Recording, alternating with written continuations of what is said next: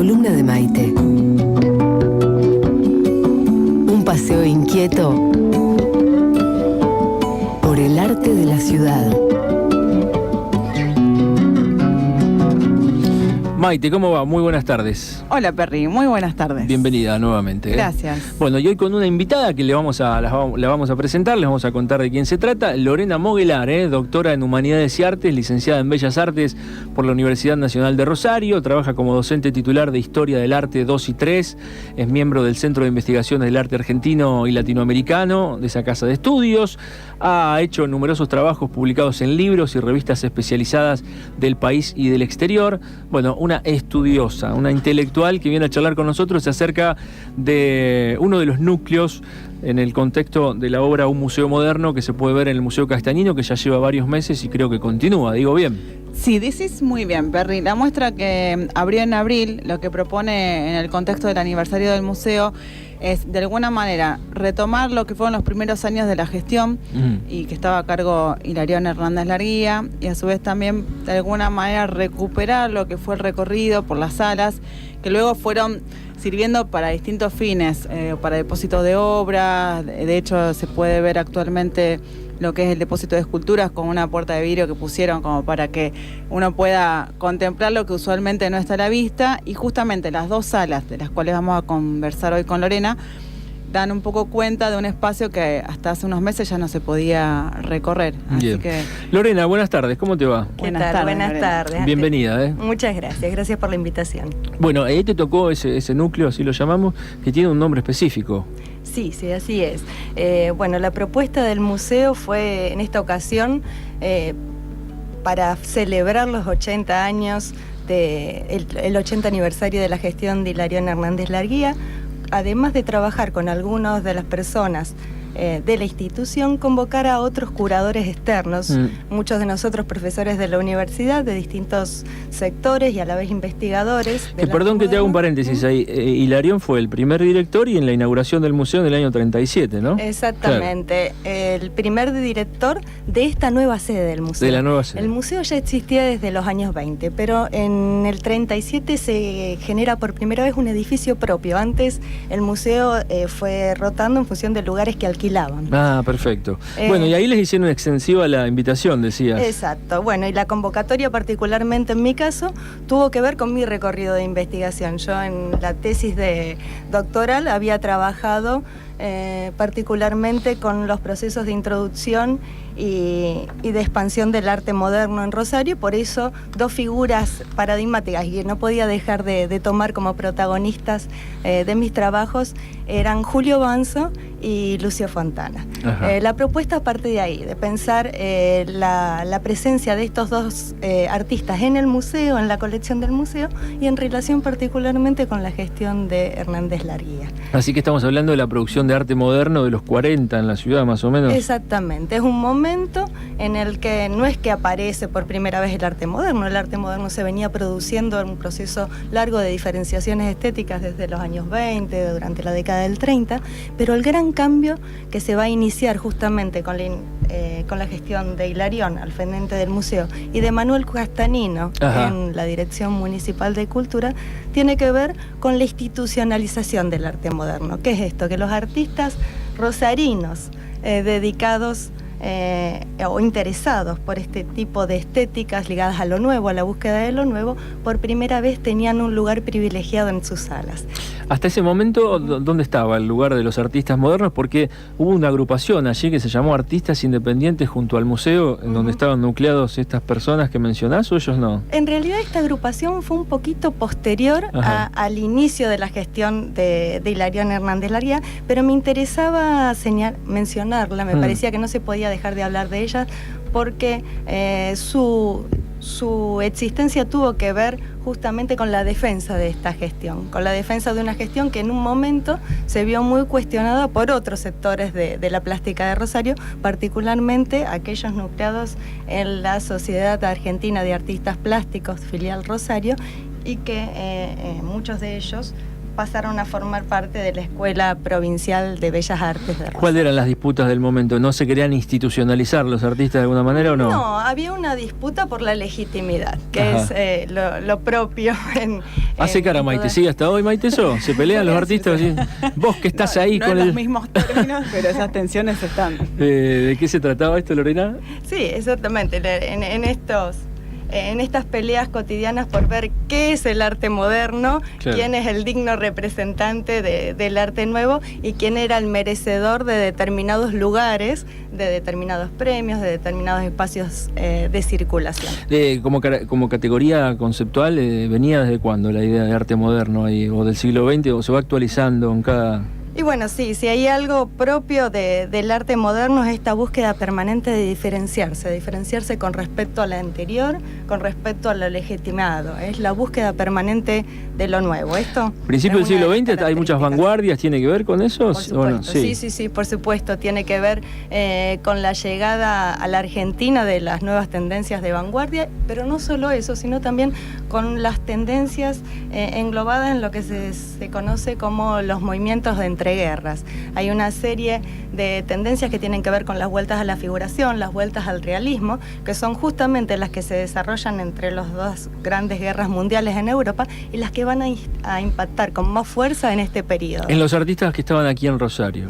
En Rosario y en Argentina. No, claro, pero bueno, la discusión tenía que ver acá en la ciudad con lo que pasaba, ¿no? Que si retomamos una visita que tuvimos hace unos meses de Adrián Armando, cuyo núcleo está justamente en la sala contigua a las que está presentando Lorena, ¿te acordás que mencionábamos la recuperación del mural Alfredo Guido? Tiene que ver con esta estética de la cual está hablando Lorena del periodo de entreguerras. El labrador, el de Guido. Del coro de labradores. El coro de labradores. Sí, y bueno, a lo mejor sería interesante mencionar un poco cómo eran estos núcleos de artistas o las agrupaciones o este proceso que mencionabas de institucionalización del arte. ¿Qué pasaba en Rosario cuando estos artistas empiezan a juntarse? Bueno, cuántos grupos había para que podamos imaginar cómo refrescar era la época, está bueno, claro. Está muy bien tu propuesta, Maite.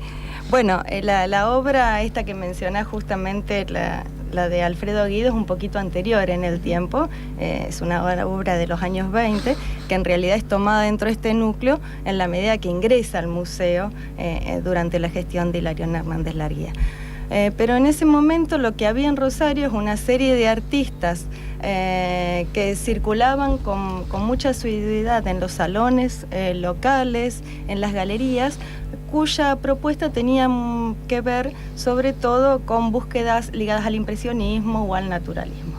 Paralelamente, había otros artistas interesadas por otras tendencias modernas que buscaban producir un arte, podríamos decir, más autocrítico. ¿Qué es esto?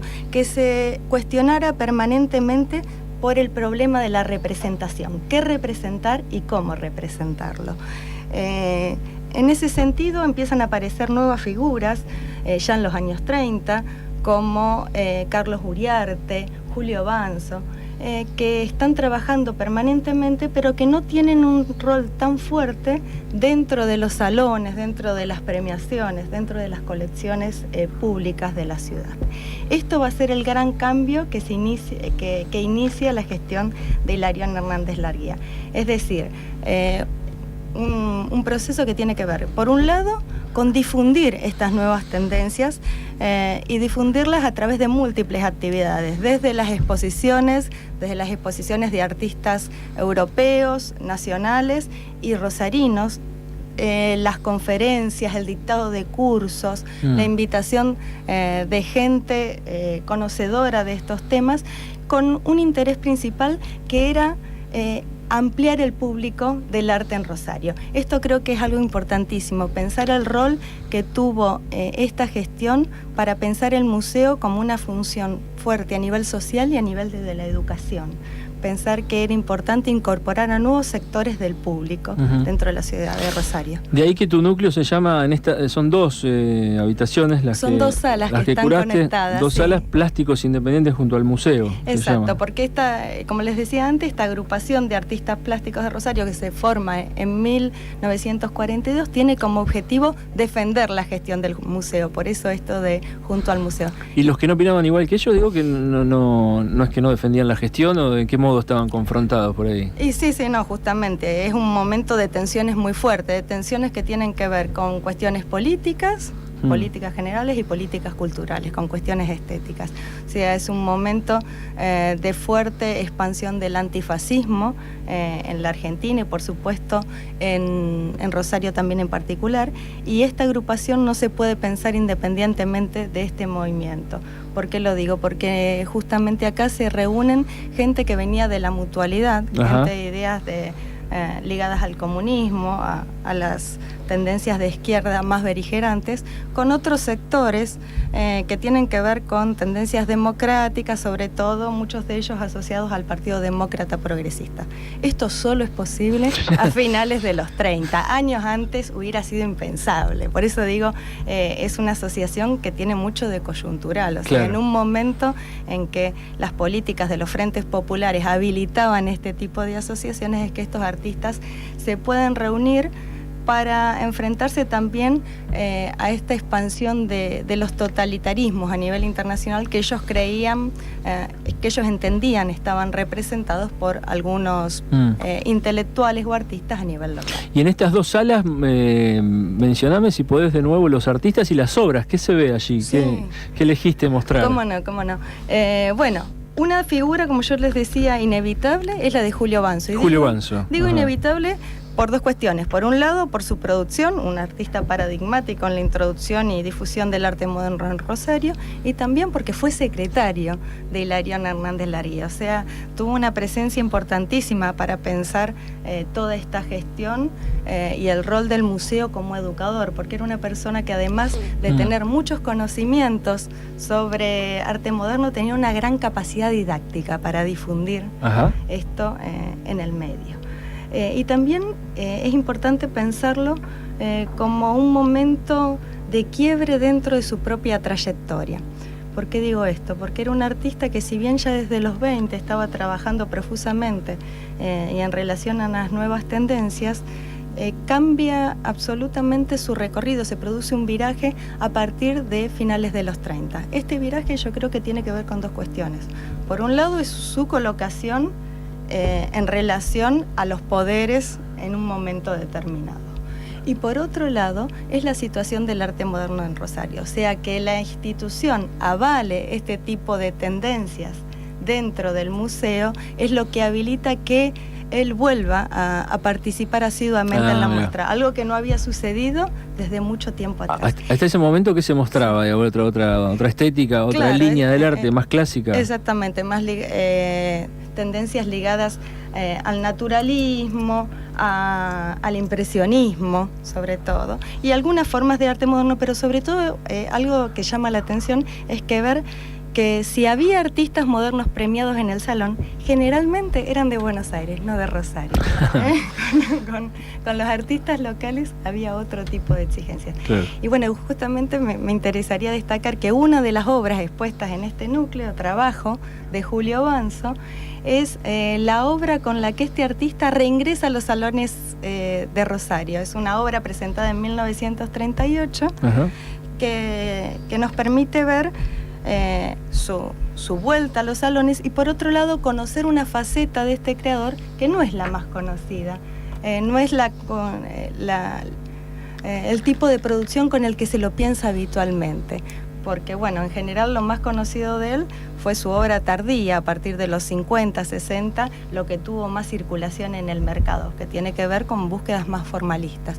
Pero este núcleo de su producción, que tiene que ver con el mundo del trabajo, con protagonistas anónimos, con gente esforzada del litoral, no es lo más conocido, y sin embargo fue un núcleo muy significativo dentro de su producción en los 30 y primeros 40. Inclusive pocos años después, su primera obra, su primer envío al Salón Nacional va a ser también Un trabajador, el arrocero. Ese es uno de los temas muy importantes de las salas. Al ser dos, pudiste organizar lo que es el espacio público, como conversábamos el otro día, y acá se inscribe la temática o los motivos referidos al trabajo, algunos paisajes o algo que hace alusión a paisajes rosarinos, y por otro lado todo lo que tiene que ver con lo privado, el ambiente a lo mejor o del taller o espacios íntimos o producciones que van surgiendo como estudios o bocetos previos a otros trabajos. Exacto.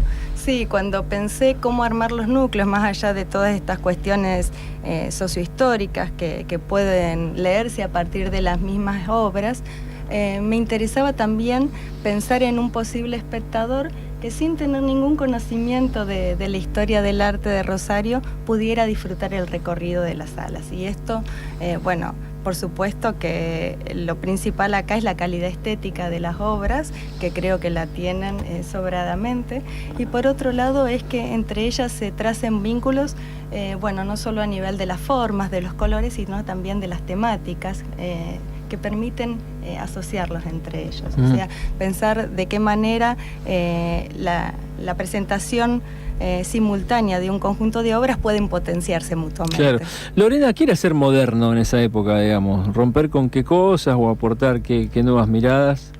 Y esto, buscar nuevos temas que muchas veces tenían que ver justamente con la vida del momento, con la vida moderna, con la vida del hombre en la ciudad, tal como estaba pasando, pero sobre todo que tiene que ver con el hecho de pensar permanentemente en el artificio de la representación.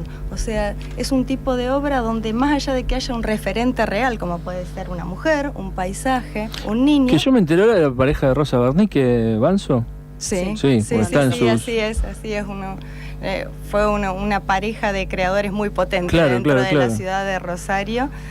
Y bueno... La retrató ahí mucho, claro. Es que sí, Rosa aparece, yo creo que de dos maneras en la obra de Banzo. Por un lado, la forma típica en que las mujeres han aparecido en el arte moderno como musas, como inspiradoras de los varones, pero también creo que Rosa debió haber tenido una incidencia fundamental en el acercamiento de Julio Banzo a estas temáticas sociales que yo antes te mencionaba en la década del 30 y del 40. Que están en la literatura de ella. Digamos. Claro, Rosa Bernique, como todos sabemos, es una de las primeras mujeres que se dedica a escribir sobre realismo social. Claro. Es más, en estos años es premiada por su novela Las colinas del hambre, que por primera vez trata el tema de los basurales en Rosario. Bueno, me acordé de esto porque hablaste del referente, digamos, y dije, bueno, Rosa ahí posando, a esto te referís, digo, con que tenían un tema... pero sobre todo yo decía, más allá del que no es arte abstracto todavía, recién las tendencias abstractas van a ser posteriores a la segunda, el impacto fuerte de las tendencias abstractas en Rosario va a ser posterior a la segunda guerra, posguerra. Sin embargo, lo que podemos encontrar es que esta relación con el referente no es mimética, sino que hay permanentemente una preocupación del artista por pensar su obra en términos de elementos plásticos, que es esto, en términos de plano, de línea, de valor, de color. Si vos ves, en una de las salas hay una serie de composiciones con mujeres que nos están hablando de eso, que el artista, más allá de pensar en qué representar, se está preguntando cómo representar. Los modernos ahí, en eso andaban. Bueno, tenemos una verdadera clase de historia, de los 30 a los 40 en Rosario. Estamos charlando con Lorena Moguelar sobre justamente este núcleo que ella ha curado ahí en el marco de la muestra Un Museo Moderno 1937-1945. Se llama Plásticos Independientes junto al museo, el núcleo que ahí atendió Lorena, con quien estamos hablando, y ahí, bueno, aparecen las figuras, estos nombres de artistas, los núcleos, las asociaciones entre sí. Una era los artistas plásticos independientes. ¿Qué otras había? ¿Cuáles eran las? Me mencionaste como un Boca River, hay un Newell's Central, un Newell's Central, pero... Había varios grupos. En ese momento había tres agrupaciones fuertes. Refugio, que venía de los años 30, la Sociedad Argentina de Artistas Plásticos, filial Rosario, y la agrupación de artistas plásticos independientes. ¿Y qué pensás que intervenía ahí en sus discusiones? Porque a veces esta ciudad termina siendo un poco chica y aparecen las rencillas, inclusive me imagino que se conocerían todos, serían amigos, y los debates terminan siendo, se mezcla una cosa intelectual y de pensar la materia y la cosa interpersonal también. ¿Cómo era ese mundillo? Sí, yo creo que sí, que por supuesto habrían cuestiones personales que no, es inevitable que... ¿Se colaba eso, digo, en la discusión? ¿Sentís que estaba reflejado? Sí, o sea, pero sobre todo lo que es muy propio de esta época son las disputas, como vos lo dijiste, blanco y negro, a nivel de cuestiones políticas o políticas culturales. Claro. O sea, este momento... Pensar las políticas culturales de la ciudad. En relación al museo. Culturales de la ciudad, al museo y en relación a la educación, claro, y en relación a lo que debía ser la plástica del litoral. Claro. Y aparte pensemos que en estos años justamente se está pensando quiénes van a ser los encargados de la educación de la Escuela Provincial de Artes de Rosario. Exactamente, eso fue un punto de conflicto fuertísimo. Este proyecto que tenía tantos años, que había sido iniciado por la Mutualidad en 1935, que luego había quedado en el olvido por falta de fondos o por falta de interés político, es reflotado en los años 40, comienzo de los 40, ajá, cuando efectivamente surge la propuesta de abrir, después de la escuela en Santa Fe, una escuela acá en la ciudad de Rosario. Entonces, una escuela provincial. ¿Quiénes van a ocupar esos puestos? Era un tema de debate muy importante, porque era otra vez una manera de legitimar justamente algunas ciertos discursos. Pero sí. ¿hay quién elegía? ¿El intendente del momento? ¿Quién lo organizaba eso? Eso fue uno de los temas del debate. ¿Quién los iba a elegir? Ah, ¿viste? Como si hubiera estado ahí. Che, a ver, ¿quién organiza acá? ¿Quién iba a elegir? ¿Se le iba a decidir el Poder Ejecutivo o si iba a haber un concurso? Que eso es lo que pedía Banzo y los artistas agrupados a él, que terminaron conformando la agrupación de plásticos independientes. Finalmente fue por decreto. Fue por decreto. Y este fue uno de los grandes temas de debate y lo que ocasionó esa pelea tan extraña para la época. Contale a Perry. A ver, ¿vos sabés, Maite, ya de la trastienda? La pelea entre quienes habían sido dos amigos muy cercanos, como eran Julio Banzo y Lucio Fontana, y que terminó de un modo muy inusual para el siglo XX. Terminó con una batida a duelo. ¿En serio? ¿Con revólver? Yo creo que no llegaron al revólver. ¿No disparó ninguno? Hubo ¿Hicieron eso? presentación de padrinos. Toda la previa. Me estás cargando. Para definir qué era una obra de arte eso. Estaban haciendo una performance, ¿no? No se pensaba en performance. En ese sentido, no. Fíjate cómo les hacemos creer a todos que nos vamos a cagar a tiros. Y no, estaban peleando en serio. Más allá de lo gracioso que pueda parecer, ¿no? Con el correr de los años, nos habla del apasionamiento con que eran tomadas estas discusiones. Pero Lorena, ¿qué hicieron? Banzo y Fontana se citaron en un lugar.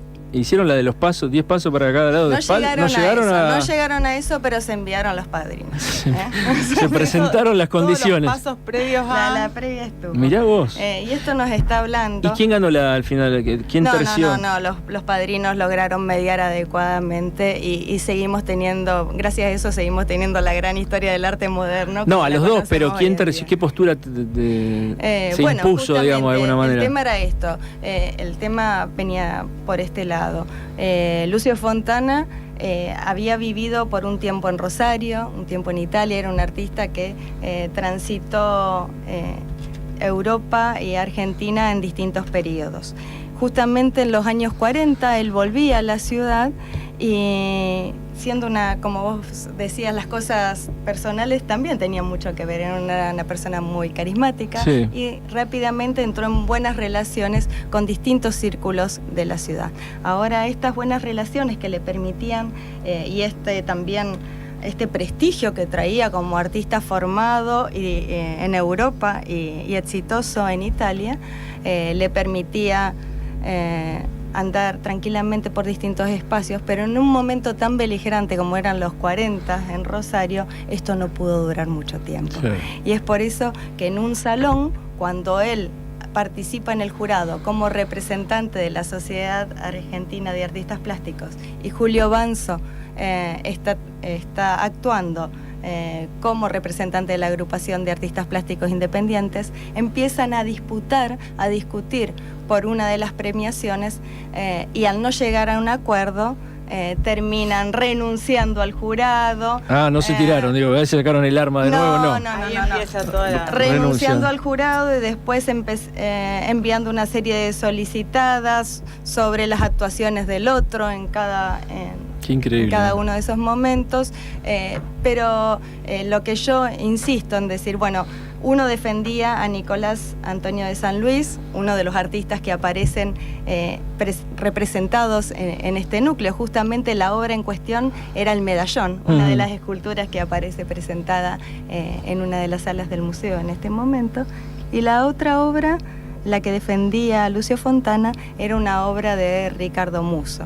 Si uno empieza a analizar las estéticas, las formas, bueno, las dos eran deudoras de las nuevas formas de figuración, eran cuerpos de mujeres desnudos, cada uno con sus peculiaridades, pero no podemos decir que eran de orden estético, esas diferencias insalvables de a las que cada uno alegaba. Claro. Había ahí distintos posicionamientos con respecto a las políticas culturales que llevaron a que estos dos amigos tan cercanos por mucho tiempo se distanciaron también. Qué bueno, nos quedan minutitos nada más de programa, Maite, sí, y mucho por afuera por hablar en esta conversación interesantísima que estamos teniendo con Lorena, pero les recomendamos en principio que vayan allí al Castañino a ver en el marco de la muestra Un Museo Moderno todo lo que pasa en el museo y las salas que ha curado Lorena, que además la semana que viene tenés una charla específica sobre esto. Sí.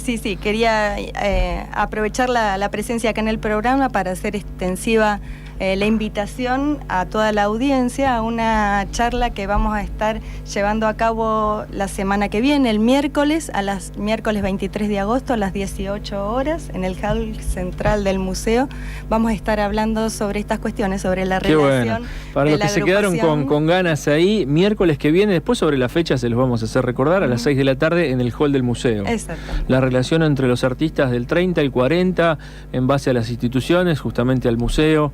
¿Vos, Maite, te quedó algo así en el tintero que quieras consultar? Muy brevemente hacer mención, seguramente el que alguna vez visitó el museo, al ingresar en las escalinatas, en el descanso, había una escultura muy importante de justamente este artista de quien estamos hablando ahora, Lucio Fontana, que en esta oportunidad se quiso dar más relevancia todavía, bajándola, o sea, que dialogue junto a otras obras. Se le ha quitado, así como la de Guido en la sala de Adrián Armando, se le está haciendo dialogar con otras obras, así que Muchachos del Paraná es otra de las obras que están en estas salas, es una escultura en bronce, ya que estábamos hablando de Lucio Fontana, hacer referencia a esa obra.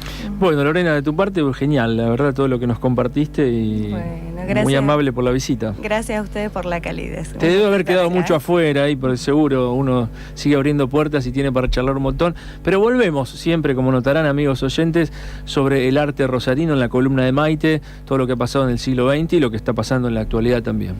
Perry, la muestra de la cual estamos hablando va a tener un cambio de salas, van a rotar algunas muestras. Algunas van a quedar hasta fin de año y otras van a rotar. Así que quedan varios días para que puedan visitar las salas de las cuales estuvimos conversando hoy. Y después en la segunda parte del año a lo mejor ya podemos hablar de algunos cambios que se van a presentar en la muestra. Bien. Bueno, Lorena, muy amable. Muchas gracias a ustedes. Maite, contigo la semana que viene la seguimos. Nos vemos el jueves, Perry.